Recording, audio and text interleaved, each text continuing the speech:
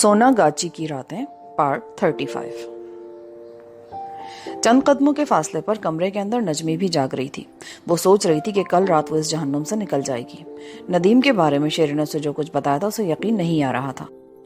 जमान के दोस्त कश किरदार के बारे में उसे यकीन आ गया था, मगर नदीम उसे छोड़कर भाग गया होगा, उस पर यकीन करने को उसका दिल नहीं मानता था। नदीम जरूर अभी तक कराची में ही होगा और उसकी तलाश में पुलिस के साथ सरगर्दा होगा। वो यहाँ से निकलते ही शेरे के जंगल से भी निकल भागेगी और किसी न किसी तरह नदीम तक पहुंच जाएगी। वो पढ़ी लिखी लड़की है। किसी कोठी में घुसकर वहां के लोगों को अपना राज बताकर, अपना हाल बताकर उनसे ताउन की दरख्वास्त करेगी।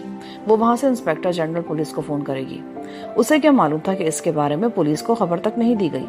नदीम को ऐसा करना चाहिए था, मगर उसने भी डर के मारे और अपनी गिरफ्तारी के खौफ से ऐसा नहीं किया। बहरहाल एक बात का फैसला उसने कर लिया था कि वो कल रात शेरे के साथ वहां से फरार हो जाएगी और उसके बाद उसकी पहली कोशिश ये होगी कि जरा सा मौका मिलते ही वो शेरे के जाल से भी निकल भागे। बाहर शेरा उठकर टहलने लगा था। रात के 2:15 हो गए थे। शेरे ने अपनी कलाई की घड़ी को आस्तीन से रगड़ कर साफ किया और एक और सिगरेट सुलगा लिया। जब 4 बजे तो पो फट रही थी। मशरक की जानिब उफक पर नीली रोशनी का गुबार फैलने लगा। शेरा अब वापस अपनी बैठक पर जाकर सो जाना चाहता था, ताकि वो 12 बजे तक दिन में नींद पूरी कर ले और फिर अपना काम शुरू करे। उसने चौकीदार को जाकर जगाया। वो चल भाई, सुबह हो गई है, अब तो ड्यूटी संभाल, मैं जा रहा हूँ। चौकीदार आंखें मलता हुआ कोठरी से बाहर निकल आया। शेरे भाई, अभी तो दिन नहीं निकला। शेरे ने उसे झड़क कर कहा, तेरा दिन कब निकलता है? देख कितनी रोशनी हो गई है। सुन बे, उस औरत को नाश्ता करा देना और अच्छी तरह खबरगिरी रखना। वो भाग गई ना तो तेरी खैर नहीं है। पहले यहाँ से कभी कोई भागी है क्या? तुम बेफिक्र होकर जाओ और आराम करो, चौकीदार ने जमाई लेकर कहा। शेरे ने जीप बाहर निकाली और अपनी बैठक की तरफ रवाना हो गया। सारे रास्ते वो अपने प्रोग्राम पर गौर करता रहा। उसका प्रोग्राम बड़ा खतरनाक था। यही वजह थी कि सारी रात जागते रहने के बावजूद शेरे की नींद गायब थी और अपने मंसूबे के एक एक पहलू पर सोच विचार वो कर रहा था। उसके दोस्त उसका बड़ा लिहाज करते थे। ये सारे लोग नाजायज कारोबार में मुलव्वस थे। वो बदमाश किस्म के लोग थे, मगर उनकी दोस्तियां बड़ी पक्की थी। वो अपनी बात के धनी थे और दोस्तों की खातिर जान कुर्बान करने पर भी तैयार हो जाते थे। शेरे ने काफी सोचने के बाद उनमें से एक दोस्त माखन का इंतखाब कर लिया। माखन शेरे का पुराना दोस्त था। कई बातों में उसका राजदार भी था। बड़ा दिलेर, निडर और यारों का यार था। शेरा उस पर मुकम्मल भरोसा कर सकता था और माखन ही वो वाहिद आदमी था जो इस मुसीबत में शेरे के काम आ सकता था। जीप कराची की सड़कों पर दौड़ रही थी। शहर सुबह की रोशनी के साथ बेदार हो रहा था। शेरा शहर की मुख्तलिफ सड़कों पर से होता हुआ गुंजान आबादी में आ गया। यहाँ उसका मकान था जहाँ वो अकेला रहता था। उसके अकेला रहने पर किसी को इसलिए एतराज नहीं था कि शेरा मोहल्ले में बेहद शरीफ बनकर रहता। सुबह घर से निकलता और कहीं रात को या रात गए वापस आता। हर एक से झुककर बड़े इखलाक से मिलता था। जीप गली में खड़ी करके वो अपनी बैठक में आकर चारपाई पर पड़ गया। फिर ऐसा सोया कि जब आंख खुली तो दिन के 11 बज रहे थे। उठकर जल्दी जल्दी मुंह हाथ धोया, मोहल्ले के रेस्टोरेंट में जाकर नाश्ता किया और फिर मकान को ताला लगाकर जीप में सवार होकर सीधा जमान के होटल आ गया। जमान काउंटर पर बैठा रजिस्टर में कुछ लिख रहा था। शेरा खामोशी से कुर्सी खींचकर करीब बैठ गया और नौकर से चाय लाने को कहा। जमान अपने काम में लगा रहा, फिर रजिस्टर को बंद करके दराज में रखते हुए बोला, माल की क्या पोजीशन है? ठीक है उस्ताद, बिल्कुल ठीक है। सुबह नाश्ता भी करा दिया था। जमान ने एक जगह फोन किया और आहिस्ता आहिस्ता बातें करने लगा। शेरे को मालूम था कि जमान कहाँ फोन कर रहा है। जमान धीमी आवाज में कह रहा था, कल के बजाय अगर आज रात ही लंच का इंतजाम हो जाए तो अच्छा है। शेरा तो जैसे सन्नाटे में आ गया। अगर लंच का इंतजाम आज रात हो गया तो उसका सारा प्रोग्राम तहस नहस हो जाएगा। वो कुर्सी पर बेचैनी से पहलू बदलने लगा, फिर उंगलियां चटखानी शुरू कर दी। नौकर चाय का कप ले आया। शेरे ने उसकी तरफ कोई तवज्जो नहीं दी।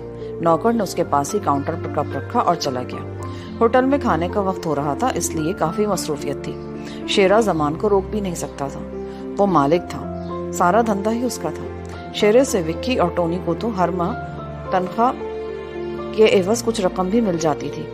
जमान फोन पर कह रहा था, क्या कहा? आज रात बंदोबस्त नहीं हो सकता? चलो ठीक है, कल रात ही सही, मगर लंच को वक्त पर वहां मौजूद होना चाहिए। पुलिस की नजरों से बचना बड़ा मुश्किल काम है, लेकिन तुम परवाह नहीं करो, सब ठीक हो जाएगा। शेरे की जान में जान आ गई। उसका मंसूबा तबाह होते होते बच गया था। اب اس نے کاؤنٹر پر سے کپ اٹھایا اور آہستہ آہستہ چائے کے گھونٹ نکلنے لگا۔ اس کے ساتھ ہی اس نے سگریٹ بھی سلگا لیا۔ وہ خوش تھا کہ اس کے سر سے ایک بہت بڑی بلا ٹل گئی تھی۔ زمان نے ٹیلی فون بند کر دیا اور شیرے سے کہنے لگا، آج رات ہی مال کو ڈسپوز کر دیا جاتا تو اچھا تھا، مگر ان لوگوں کے بھی اپنے اوقات ہوتے ہیں نا۔ ایجنٹ نہیں مانا۔ پھر کاؤنٹر پر شیرے کی طرف ذرا سا آگے کو جھک کر بولا، 50,000 پر سودا طے ہوا ہے، بس تھوڑی دیر میں ان کا آدمی آ کر دے جائے گا۔ باقی کی رقم تم مال کو لانچ میں سوار کرانے سے پہلے وصول کر دینا۔ وہ مال کو دیکھ کر باقی کی رقم ادا کرنا چاہتے ہیں۔ چلو کوئی بات نہیں، دیکھیں گے تو بڑے خوش ہوں گے۔ ارے وہ تو نجمی کے 2 لاکھ سے کم وصول نہیں کریں گے، اس بار مال بھی تم ہی لے کر جاؤ گے۔ کوئی بات نہیں لیڈر، تمہارے لیے تو اپنی جان بھی حاضر ہے، شیرے نے سگریٹ کا کش لگاتے ہوئے کہا۔ زمان نے شیرے کی طرف گھور کر دیکھا۔ کیا بات ہے، زیادہ وفاداری کیوں جتا رہے ہو؟ بس استاد، کبھی کبھی دل چاہتا ہے کہ تیرے لیے میرے دل میں جو محبت ہے نا، اسے بیان کروں۔ تمہارے ہم پہ بہت احسان بھی تو ہیں، ورنہ اس وقت ہم جیل کی ہوا کھا رہے ہوتے۔ زمان نے دراز میں سے سگریٹ کا پیکٹ نکالا اور بولا، پیارے، ہم تو اصول کے آدمی ہیں، جب تک ہمارا آدمی اصول کے مطابق کام کرتا رہے گا ہم بھی اس پر اپنی جان چھڑکیں گے۔ اصول کے خلاف چلا تو پھر اس کی جان کی خیر نہیں۔ ٹیلی فون کی گھنٹی پھر بج اٹھی۔ زمان نے ریسیور اٹھایا اور پھر آواز کو ایک دم فکر مند بناتے ہوئے بولا، ندیم بھائی تم ہو؟ ہاں میں سمجھ گیا۔ کیا وہ لاہور میں بھی نہیں ہے؟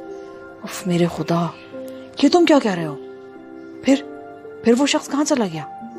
یار ندیم، میرا تو دل خون کے آنسو رو رہا ہے، میں تو تمہیں منہ دکھانے کے لائق بھی نہیں رہا۔ نہیں، تم چاہے کچھ بھی کہو، مگر میں اپنے آپ کو کبھی معاف نہیں کر سکتا۔ میں تو اب تمہیں یہی مشورہ دوں گا کہ تمہیں پولیس کو خبر کر دینی۔ کیا؟ میں کیا کہہ سکتا ہوں؟ ویسے میرے آدمی صبح سے شام تک اسے ڈھونڈنے میں لگے ہوئے تو ہیں، شہر کا کوئی ایسا کونا نہیں جو انہوں نے نہ چھان مارا ہو۔ میں اب کچھ لوگوں کو حیدرآباد دوڑا رہا ہوں۔ ارے نہیں ندیم بھائی، یہ تو میرا فرض ہے، آخر مجھے بھی تو ایک روز قبر میں جانا ہے، میں خدا کو کیا منہ دکھاؤں گا۔ ٹھیک ہے، میں تمہیں فون نہیں کروں گا، تم ہی کال کر کے پتہ کر لینا۔ خدا حافظ۔ زمان نے ریسیور رکھتے ہوئے شیرے کی طرف دیکھ کر آنکھیں سکیڑی۔ شیرے نے اس بات میں سر ہلایا۔ زمان بولا، تم سمجھ گئے ہوگے، ایسا احمق لڑکا بھی میں نے آج تک نہیں دیکھا۔ ویسے ہمیں بیٹھے بیٹھے عمدہ مال ہاتھ لگ گیا۔ ٹونی کو میں نے بیرک پر پہرا دینے کے لیے بھیج دیا ہے، رات کو کون جائے گا وہاں؟ شیرے نے ایک لمحے کے توقف کے بغیر کہا، میں ہی جاؤں گا، رات کی ڈیوٹی سے تو سبھی کتراتے ہیں۔ اس پر زمان نے فیصلہ کن انداز میں کہا، اگر یہ بات ہے تو پھر آج رات میں خود پہرا دوں گا۔ شیرے کا منہ کھلے کا کھلا رہ گیا۔ اس نے تو ویسے ایک بات کہتی تھی۔ نہیں استاد، تمہیں تکلیف اٹھانے کی کیا ضرورت ہے؟ آخر ہم کس مرض کی دوا ہیں؟ یہ ڈیوٹی میں دوں گا۔ زمان نے مزید فیصلہ کن انداز میں کہا، اس میں تکلیف کی کون سی بات ہے؟ یہ تو تمہارا فرض ہے۔ کیا میں تمہیں تنخواہ کے علاوہ سودے میں سے کمیشن نہیں دیتا؟ جتنی میں تم لوگوں کو کمیشن دیتا ہوں نا، کوئی اور دے سکتا ہے کیا؟ شیرا تو منہ سے بات نکال کر پھنس گیا تھا۔ تم تو ناراض ہو گئے استاد، ایسی بات نہیں ہے، میں نے ویسے ہی بات کی تھی، میں خوشی سے رات کو پہرا دوں گا۔